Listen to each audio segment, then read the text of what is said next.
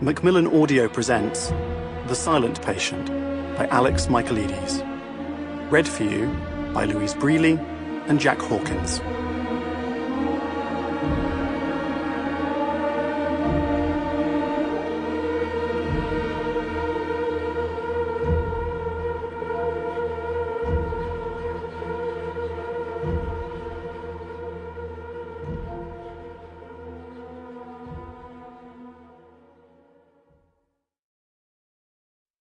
Prologue. Alicia Berenson's diary. 14th of July. I don't know why I'm writing this. That's not true.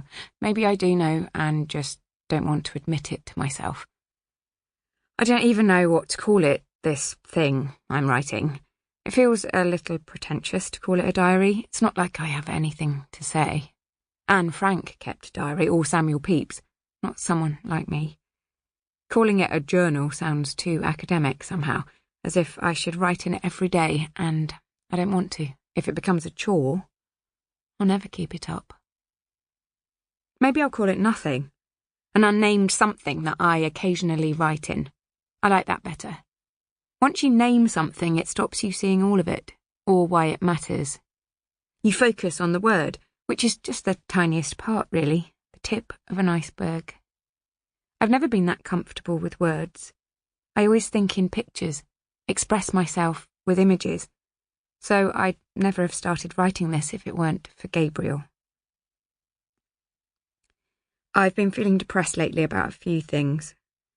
I thought I was doing a good job of hiding it, but he noticed. Of course he did. He notices everything. He asked how the painting was going. I said it wasn't. He got me a glass of wine and I sat at the kitchen table while he cooked. I like watching Gabriel move around the kitchen. He's a graceful cook, elegant, balletic, organised. Unlike me, I just make a mess.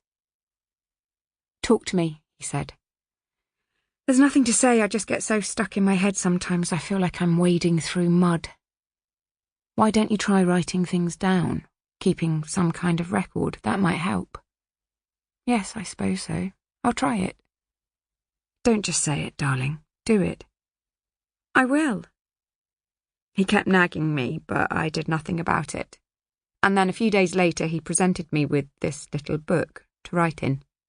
It has a black leather cover and thick white blank pages. I ran my hand across the first page, feeling its smoothness, then sharpened my pencil and began. And he was right, of course. I feel better already. Writing this down is providing a kind of release, an outlet, a space to express myself, a bit like therapy, I suppose. Gabriel didn't say it, but I could tell he's concerned about me. And if I'm going to be honest, and I may as well be, the real reason I agreed to keep this diary was to reassure him, prove that I'm okay.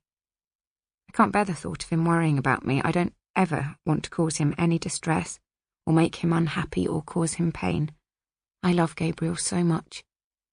He is without doubt the love of my life. I love him so totally, completely, sometimes it threatens to overwhelm me. Sometimes I think, no, I won't write about that. This is going to be a joyful record of ideas and images that inspire me artistically, things that make a creative impact on me. I'm only going to write positive, happy, normal thoughts. No crazy thoughts allowed.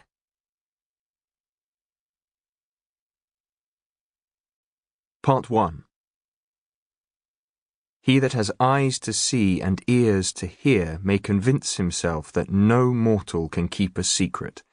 If his lips are silent, he chatters with his fingertips.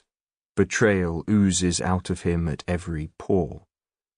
Sigmund Freud, Introductory Lectures on Psychoanalysis. Chapter 1. Alicia Berenson was 33 years old when she killed her husband. They had been married for 7 years. They were both artists. Alicia was a painter and Gabriel was a well-known fashion photographer.